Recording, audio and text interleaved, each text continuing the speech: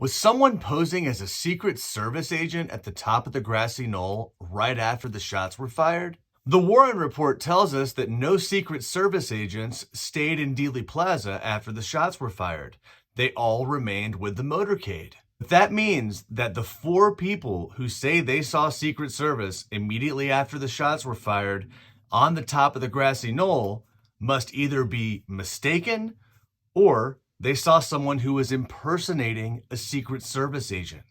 When Officer Joe Smith reached the top of the Grassy Knoll, he smelled smoke in the air, and he encountered a man who pulled out a Secret Service ID, which then caused Officer Smith to put his pistol away. Smith said the man had dirty fingernails like an auto mechanic. Gordon Arnold, who says he was watching the parade from the Grassy Knoll, also claims to have seen this Secret Service agent. As I was heading down this direction, just as I got to about this position, a shot come right past my left ear. That's when I fell down. I was laying on the ground. It seemed like a gentleman came from this particular direction.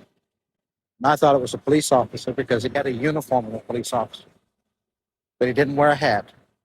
And he had dirty hands. And literally what the man did was kick me and asked me if I was taking a picture. I told him that I was. And when I looked at the weapon, it was about that big around, and I decided I'd let him go ahead and have the film. Deputy Seymour Weitzman told the Warren Commission that after the shots were fired, he went straight to the fence at the top of the Grassy Knoll.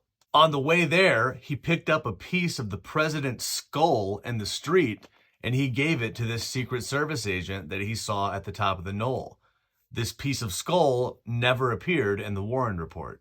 The 4th person to allegedly see this Secret Service agent was Malcolm Summers. Here's what he says he saw.